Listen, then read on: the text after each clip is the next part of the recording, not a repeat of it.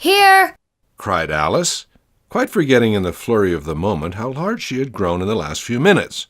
And she jumped up in such a hurry that she tipped over the jury box with the edge of her skirt, upsetting all the jurymen onto the heads of the crowd below, where they lay sprawling about, reminding her very much of a globe of goldfish she had accidentally upset the week before.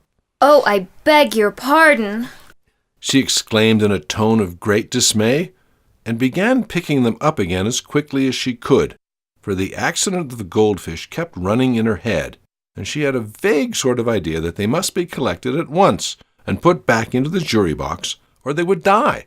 "The trial cannot proceed," said the king in a very grave voice, "until all the jurymen are back in their proper places.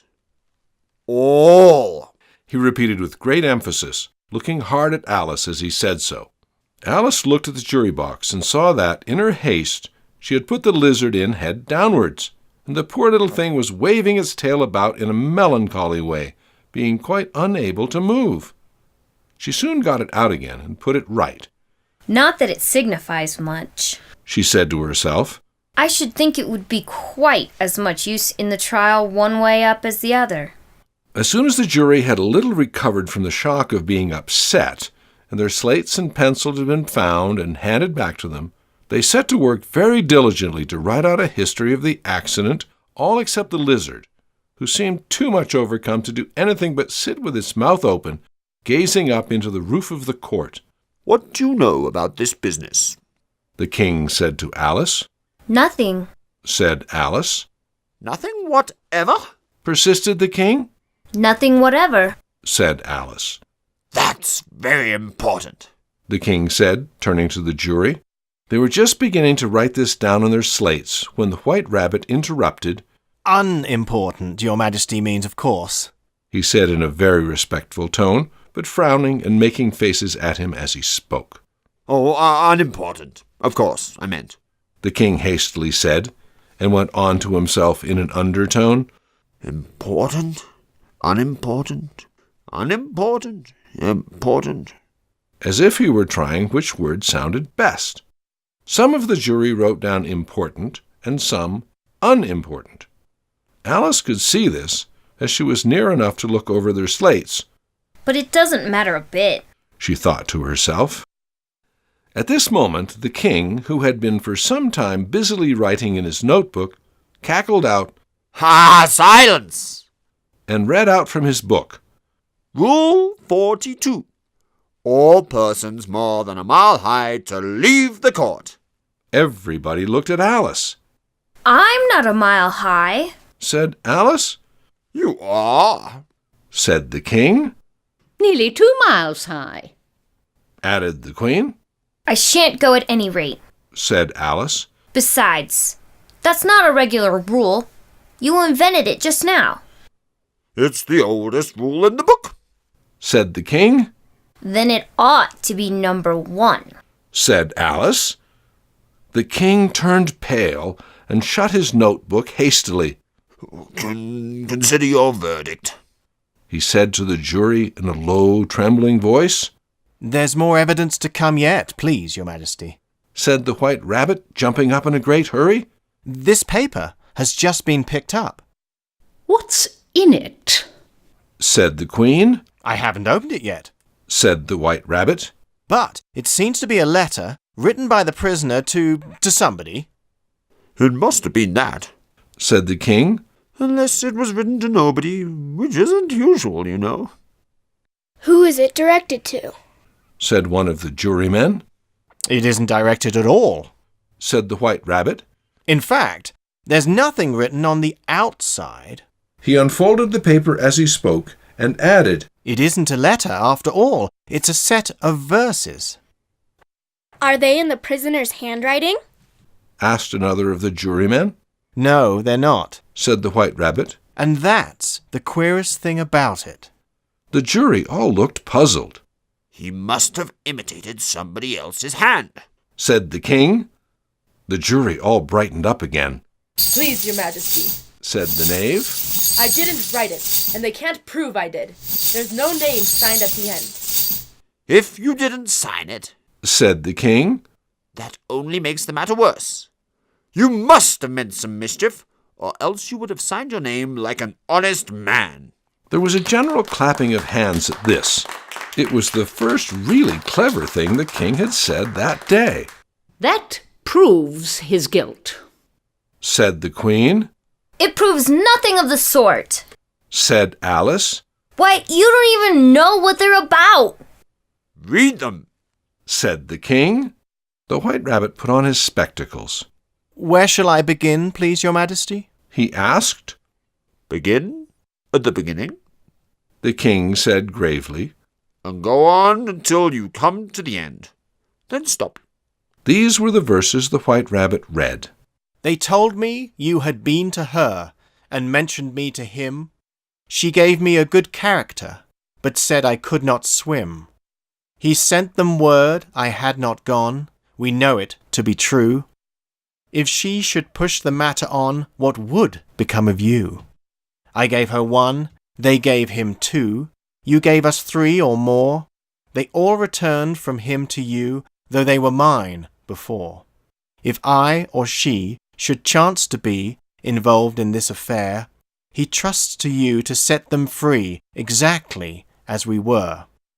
My notion was that you had been, before she had this fit, an obstacle that came between him and ourselves and it. Don't let him know she liked them best, for this must ever be a secret kept from all the rest between yourself and me. That's the most important piece of evidence we've heard yet. Said the king, rubbing his hands. So now let the jury... If any one of them can explain it. Said Alice. She had grown so large in the last few minutes that she wasn't a bit afraid of interrupting him. I'll give him 6 pence. I don't believe there's an atom of meaning in it. The jury all wrote down on their slates. She doesn't believe there's an atom of meaning in it. But none of them attempted to explain the paper. If there's no meaning in it, Said the king. that saves a world of trouble, you know, as we needn't try to find any. And yet I don't know. He went on, spreading out the verses on his knee and looking at them with one eye. I seem to see some meaning in them, after all. Said I could not swim. You can't swim, can you? He added, turning to the knave. The knave shook his head sadly. Do I look like it? He said, which he certainly did not, being made entirely of cardboard. All right, so far. Said the king, and he went on muttering over the verses to himself. We know it to be true. That's the jury, of course. I gave her 1, they gave him 2. Why? That must be what he did with the tarts, you know. But it goes on. They all returned from him to you. Said Alice. Why? There they are! Said the king triumphantly, pointing to the tarts on the table. Nothing can be clearer than that. Then again, before she had this fit. You never had fits, my dear, I think. He said to the queen. Never! Said the queen furiously, throwing an inkstand at the lizard as she spoke. The unfortunate little Bill had left off writing on his slate with one finger, as he found it made no mark. But he now hastily began again, using the ink that was trickling down his face as long as it lasted. Then the words don't fit you. Said the king, looking round the court with a smile. There was a dead silence. It's a pun. The king added in an offended tone, and everybody laughed. Let the jury consider their verdict. The king said for about the 20th time that day. No, no. Said the queen. Sentence first, verdict afterwards. Stuff and nonsense. Said Alice loudly. The idea of having the sentence first? Hold your tongue. Said the queen, turning purple. I won't. Said Alice. Off with her head! The queen shouted at the top of her voice. Nobody moved. Who cares for you? Said Alice. She had grown to her full size by this time. You're nothing but a pack of cards. At this, the whole pack rose up into the air and came flying down upon her. She gave a little scream, half of fright and half of anger, and tried to beat them off, and found herself lying on the bank with her head in the lap of her sister, who was gently brushing away some dead leaves that had fluttered down from the trees upon her face. Wake up, Alice, dear. Said her sister. Why, what a long sleep you've had. Oh, I've had such a curious dream, said Alice, and she told her sister, as well as she could remember them, all these strange adventures of hers that you have just been reading about. And when she had finished, her sister kissed her and said, It was a curious dream, dear, certainly. But now run into your tea. It's getting late. So Alice got up and ran off, thinking while she ran, as well she might, what a wonderful dream it had been. But her sister sat still just as she left her, leaning her head on her hand, watching the setting sun, and thinking of little Alice and all her wonderful adventures, till she too began dreaming after a fashion. And this was her dream. First she dreamed of little Alice herself, and once again the tiny hands were clasped upon her knee, and the bright, eager eyes were looking up into hers.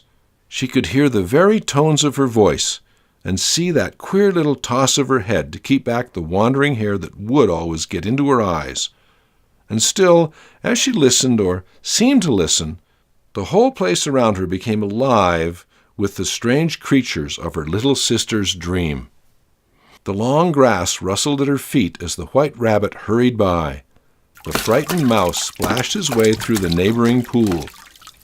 She could hear the rattle of the teacups as the March Hare and his friends shared their never-ending meal, and the shrill voice of the Queen ordering off her unfortunate guests to execution. Off with her. Once more the pig baby was sneezing on the Duchess's knee, while plates and dishes crashed around it.